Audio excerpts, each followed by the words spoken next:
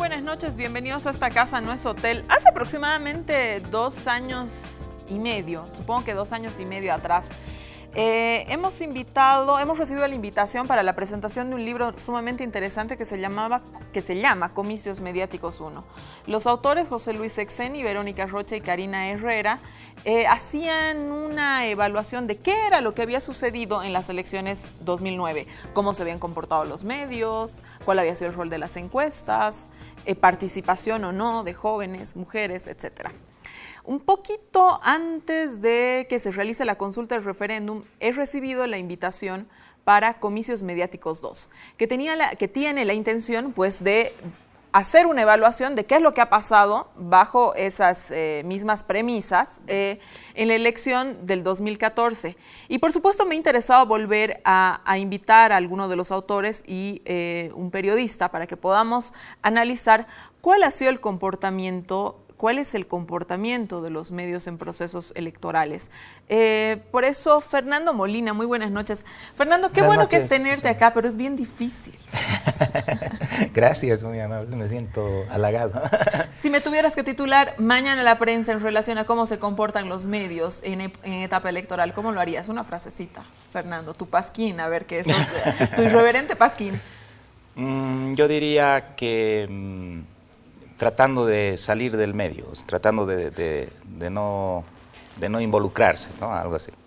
Muchas gracias, Fernando. José Luis, bienvenido, José Luis. No te estoy invitando en calidad de Tribunal Supremo Electoral.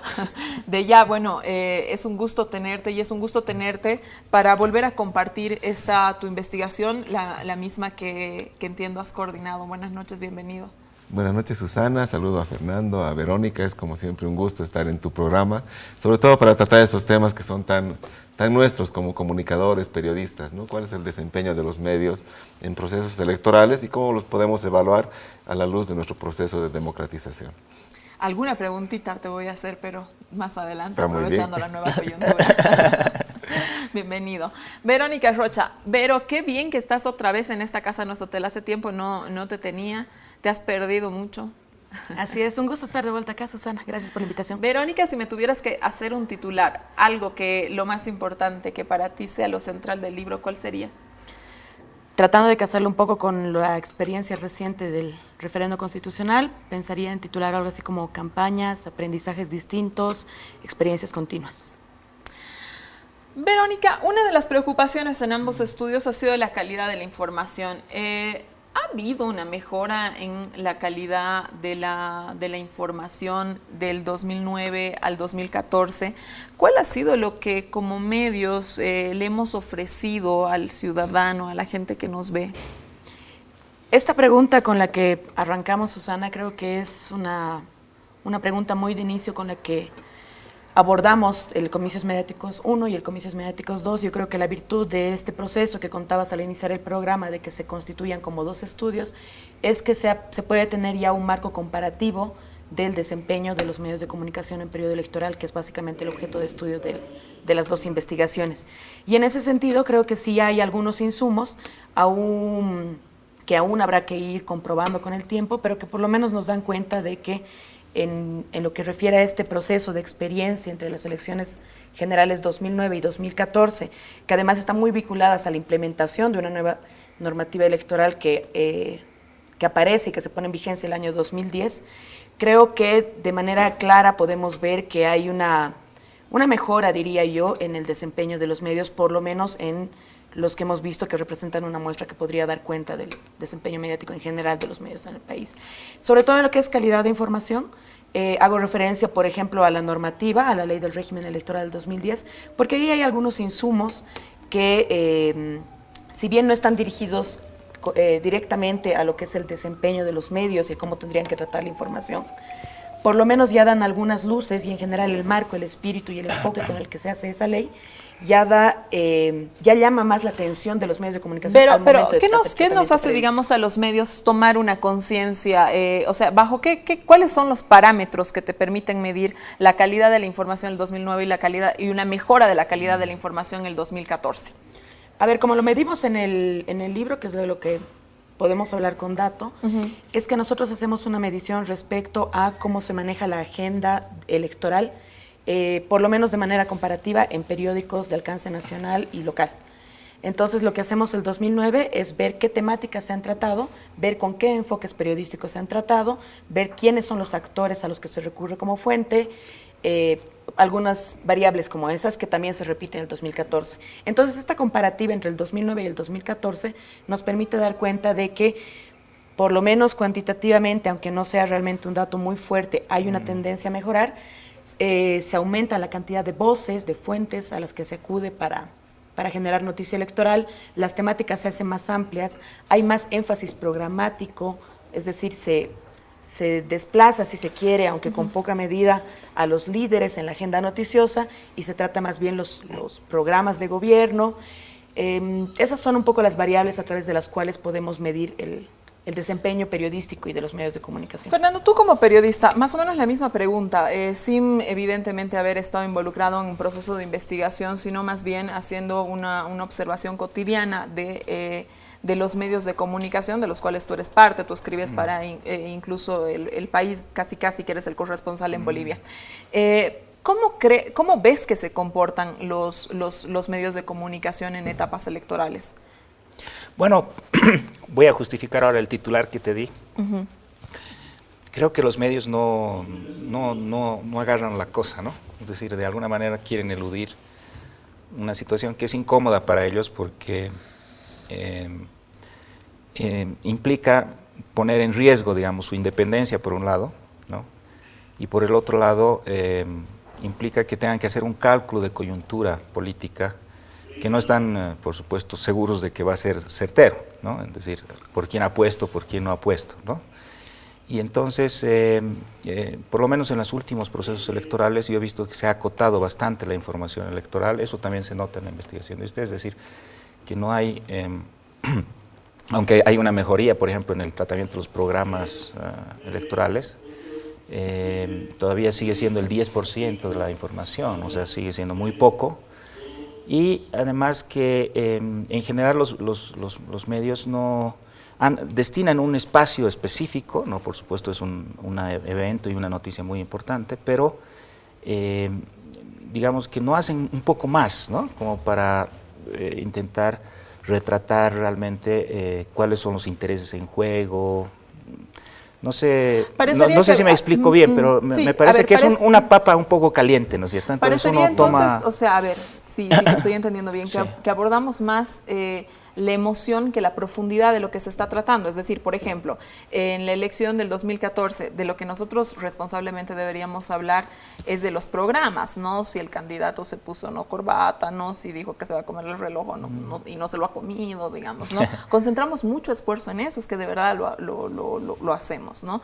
Y no tanto, porque quizás es más aburrido, porque quizás es más denso en programas. ¿Estás de acuerdo con que contribuimos más a las emociones que a ofrecerle a la población, digamos, unas opciones para que cada quien profundas, de razonamiento profundo, digamos, si quieres, confrontar ideas, por ejemplo, en programas económicos, etcétera? ¿Lo hacemos o realmente yo no sé si a las emociones, pero sí a las percepciones inmediatas, ¿no? Es decir, que están basadas, como tú has dicho, en la información diaria y en un poco los shows de campaña, ¿no? Pero aún así yo creo que hay poco interés de los medios, ¿no? Que lo sienten algo que finalmente no es muy rentable económicamente, porque la propaganda, especialmente en los periódicos, está acotada, ¿no? Y los periódicos de alguna manera definen la agenda, ¿no? de la información. Y para la televisión que, bueno, tiene por supuesto los spots, que son muy importante ingreso, pero no necesita, digamos, hacer muchos otros esfuerzos para entender el proceso electoral. Yo estoy comparando, por ejemplo, con lo que pasa en la prensa norteamericana, ¿no? Donde tenemos periodistas asignados a cada campaña que acompañan al candidato todo el tiempo, ¿no? En cada reunión del partido se destaca una gran investigación. Hay investigaciones sobre las denuncias que se producen dentro de la campaña, ¿no es cierto? Nosotros simplemente las pasamos como guerra sucia, pero excepto cuando tienen realmente una cuestión noticiosa, ¿no? Pero los medios norteamericanos hacen unas investigaciones completas, crónicas, etcétera. Entonces hay muchísimo más involucramiento de parte de los medios que en nuestro caso, ¿no? A mí me parece que, por mi experiencia personal, les resulta incómodo cubrir las elecciones, ¿no? Resulta incómodo cubrir las elecciones. Hay mucha la sensación del ciudadano, ¿no? Si uno hace una revisión en redes sociales, que es lo primero que te puede permitir conocer, a ver un poco la percepción de la gente. Parecería que el ciudadano piensa que algunos medios toman una opción política clarísima. ¿Es así, José Luis? O sea, ¿qué tú has visto? ¿Realmente los medios se afianzan en una posición política, pero parecería que una posición política que expone, por lo menos los programas, ¿no? O sea, porque, bueno, digo, está perfecto que si alguno quiere guiar su línea editorial en ese sentido, yo particularmente no le veo ninguna objeción. Sé que hay otros más puristas que dicen, no, casi que no hay ningún filtro, ¿no? Pareciera que uno escribe y que no pasa por ningún filtro, lo cual no es verdad. Pero incluso, digamos, creyendo que es verdad que los medios agarran una posición política clarísima, esa posición política pareciera que no se expresa luego en lo que tu opción política ofrece. ¿Estás de acuerdo? ¿No estás de acuerdo? Primero, quisiera subrayar que uno de los supuestos principistas del estudio es que la calidad de la agenda mediática y de las redes sociales, digitales, incide sobre la calidad de los procesos electorales y por lo tanto es importante en la fortaleza e intensidad de la democracia. Ese es nuestro supuesto de partida.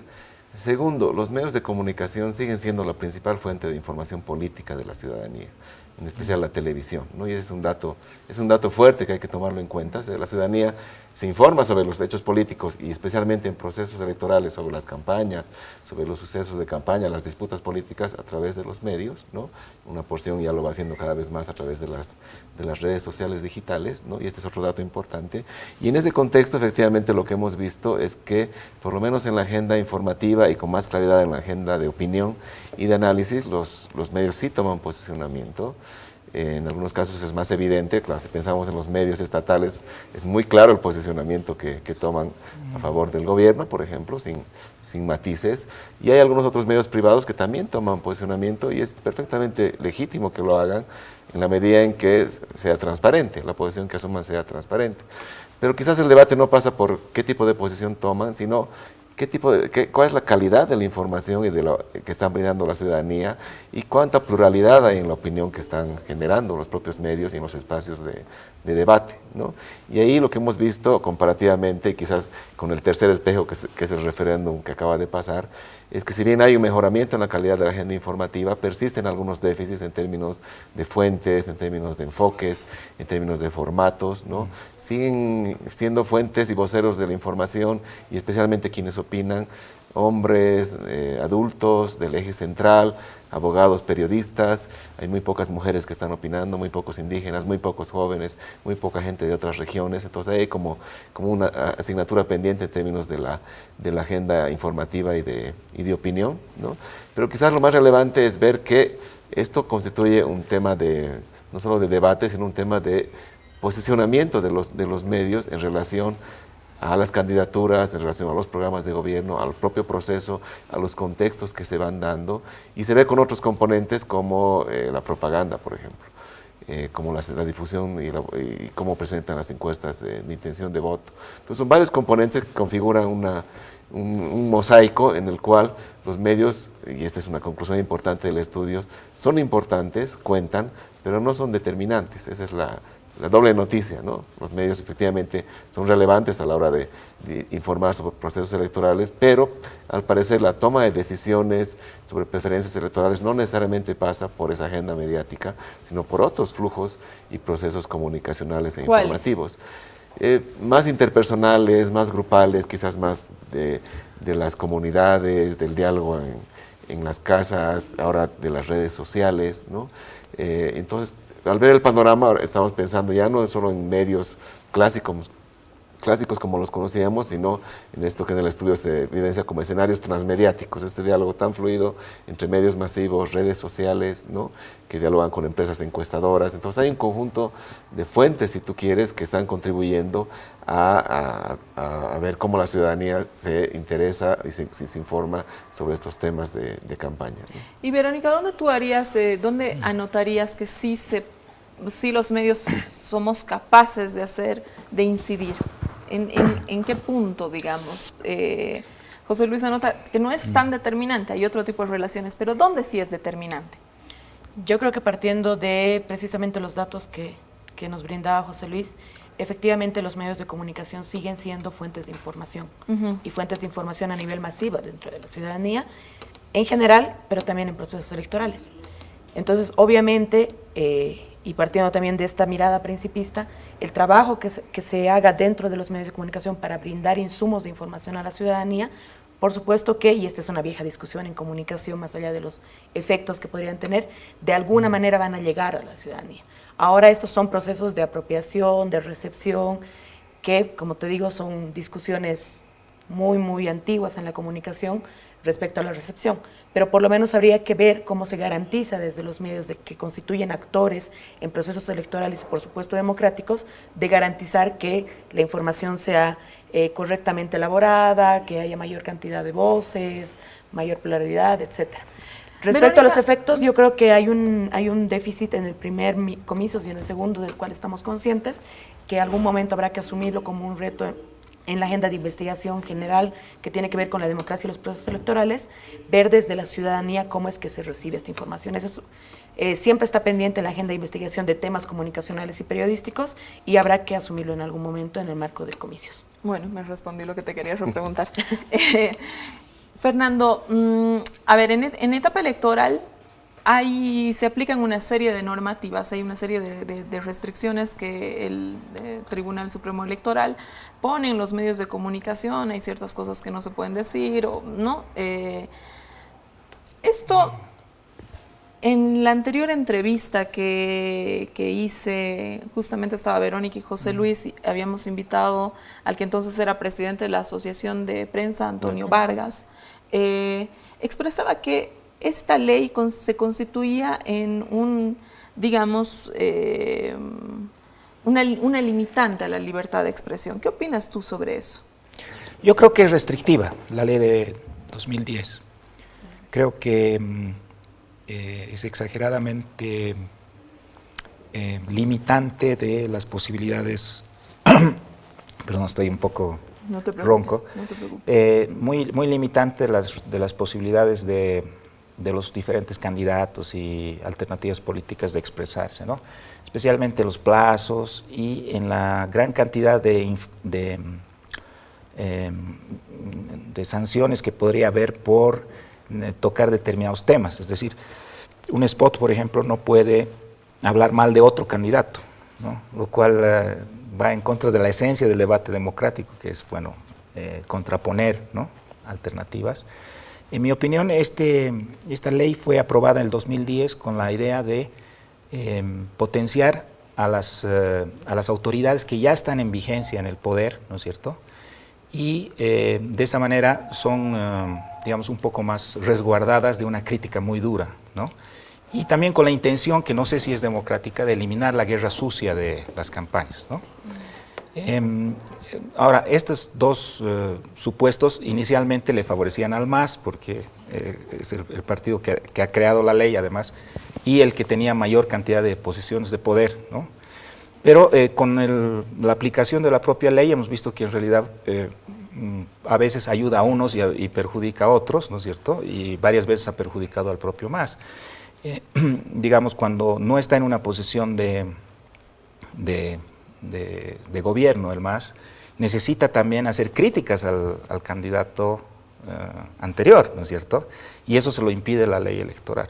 Y luego hay una serie de cosas que son para mí completamente secundarias, que no tienen ninguna incidencia en el voto y que sin embargo complican mucho la tarea de los propagandistas electorales. Por ejemplo, está prohibido usar rojo, amarillo y verde, los signos patrios, ¿no? Ese tipo de cosas que hacen que, según me han contado varios amigos que trabajan en esto, ¿no es cierto?, tienen que rehacer spots así en gran cantidad, porque al final siempre cuando uno toma una manifestación aparece una bandera nacional, eso es elemental, y tanto eso es para el oficialismo como para la oposición. Y yo no sé por qué uno va a votar porque está bien que, digamos, el color del partido no sea rojo, amarillo y verde, ¿no? Pero si en un spot aparecen los colores o aparecen algunos símbolos patrios, no creo que eso induzca a ninguna adhesión. Entonces hay una visión un poco abogadil, yo la llamo, ¿no? O sea, muy jurídica, ¿no?, en esta ley, de transformar el proceso electoral, que es un proceso político, de debate, ¿no?, de intercambio de opiniones, en un proceso casi burocrático y judicial, ¿no?, donde hay que pedir permiso al Tribunal Electoral de cada cosa, hay que inscribirse para cada cosa, ¿no?, que es una forma de reglamentar el gran derecho que nos da la Constitución a la libertad de expresión. Ahora, yo no creo que lo coarte, pero sí lo hace complicado, ¿no?, y crea conflictos innecesarios. A mí me parece que el resultado de esta experiencia debería ser que el Parlamento revise eso, porque el propio Mas, que creyó que con esa ley se blindaba, digamos, ¿no es cierto?, ha descubierto que tampoco le convenía en muchas ocasiones, ¿no es cierto?, cuando tiene que enfrentar a un gobernador o a un alcalde que es de oposición, ¿no?, y que va a la reelección, le convendría poder hacer un poco más de campaña de oposición, ¿no?, o campaña negativa, ¿no?, y no lo puede hacer debido a estas restricciones. ¿Por qué los contrastes no se pueden hacer? Son lo más motivante de una campaña. No, a mí me gustaría decir que uno de los aportes más importantes de este estudio es justamente su diálogo con la norma. El Comicios Mediáticos 1 del 2009 sirvió como insumo al proceso de reflexión sobre lo que fue la ley del régimen electoral, y en este estudio vemos cómo se implementó esa ley, porque hay un régimen de campaña y propaganda electoral nuevo, ¿no?, o por lo menos ajustado, y hay un inédito, porque no existía antes, una inédita normativa sobre elaboración y difusión de encuestas electorales, que aquí la valoramos positivamente en términos de los efectos que ha tenido para garantizar que no hayan empresas fantasmas, la calidad del dato, que se difunda la ficha técnica. Luego las franjas, ¿no? Una cosa que decía el estudio que valoraba mucho era las franjas de propaganda gratuita. De propaganda gratuita. ¿Esas franjas dónde entran, José Luis, para que la gente se entere? ¿Es en todos los medios, en la televisión estatal? No, son solo en los medios estatales, Bolivia TV, Radio Patria Nueva y el periódico Cambio, ¿no? Quizás el saldo en relación a la normativa, y yo coincido en parte con Fernando, es que hay quizás una desproporción a veces entre la falta, entre comillas, y la sanción, lo que la sanción es muy grande en relación a la falta. Justo el viernes pasado tuvimos un taller evaluando nuestro reglamento de campaña y propaganda electoral en referendo, ¿no?, que nos mostraba esto, ¿no?, la necesidad de ir ajustando esta norma, porque en la normativa electoral, por lo menos en América Latina que hemos revisado, va entre el completo liberalismo, la ausencia de norma, y la reglamentación absoluta, reglamentar absolutamente todo, ¿no? Y la idea es buscar el equilibrio, ¿no?, dónde deberíamos normar para que efectivamente se garantice la libertad de expresión, se blinden los derechos a la comunicación e información de la ciudadanía, se promueva el debate político, o sea, haya disputa política, sin que ello implique que es vía libre, ¿no? O sea, tienen que haber unos mínimos razonables y han funcionado, por ejemplo, en relación a la propaganda electoral, ¿no? Tienen que haber límites máximos, no puede ser propaganda 2 horas, tiene que haber un límite máximo. Estoy de acuerdo, hay algunas prohibiciones que son difíciles, no solo para los que hacen los spots, sino para el propio órgano electoral, que tiene que ver si está la banderita, si está el símbolo religioso, si está la imagen de obra, si está la imagen de niño. Pues creo que eso es importante verlo en ejercicio, pero sobre todo es importante ver cómo la regulación puede contribuir a la participación política, al debate democrático, a un ejercicio más plural de la propia competencia política, garantizando algo que lo echamos en falta en el estudio, y es que hay unas condiciones totalmente desiguales en términos de acceso a los medios. Entonces quizás la norma podría contribuir a generar mejores condiciones de acceso a los medios, no solo en términos de información y opinión, sino fundamentalmente en términos de propaganda, difusión de propaganda pagada en este caso, y también cómo pueden contribuir a generar espacios mediante los cuales la ciudadanía tenga acceso a diferentes voces, ¿no? Porque ahí vemos que hay muchas voces diciendo más o menos lo mismo, hay mucha opinión, poco debate, poco análisis. Entonces creo que eso tiene que ver no tanto con la normativa o la autorregulación, sino más bien con cómo los medios también van con la asumiendo. normativa, José Luis. En este tipo de espacios, yo recuerdo el año pasado, en el 2014, habíamos abierto un espacio que se llamaba Corto Verano, ¿no? Donde cada vez había que cortar un montón de cosas. De hecho, un periodista se enojó mucho conmigo porque tuvimos que cortar, pero era que el tribunal lo estaba impulsando, es decir, no se podía más, ¿no?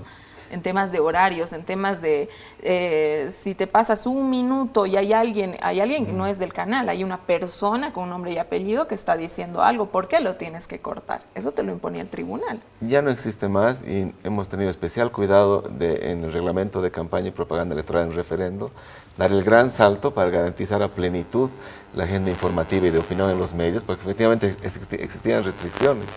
Entonces, en el anterior reglamento que había, decía, para programas de debate tienen que comunicar primero al Tribunal Electoral con 48 horas. Sí. Entonces, ahora ya no existe ningún mecanismo de regulación, ni menos de sanción a la agenda informativa de los medios. Se puede informar libremente. A la agenda de opinión y de debate en los medios, más bien los retos, impulsar voces plurales, impulsar el debate, ¿no? La misma lógica la hemos aplicado, por supuesto, para las redes sociales. Donde existen normas mínimas, básicamente es en la propaganda, ¿no? La propaganda pagada, en la propaganda gubernamental, que la ley del régimen electoral del 2010 dice que está prohibida 30 días antes, en 2014 no se la ha prohibido, o sea que se ha incumplido la ley, pero ahora sí la hemos prohibido en este referendo. Y lo que tiene que ver con la propaganda gratuita, ¿no? Me tengo que ir a un corte, vamos a seguir hablando porque hay mucho de lo que hablar. El debate, que lo han señalado tanto Fernando como José Luis, a ver qué ha pasado en los espacios de debate, las redes sociales. Verónica, las redes sociales, esa es la parte del estudio tuyo. Quédese en esta casa, no es hotel.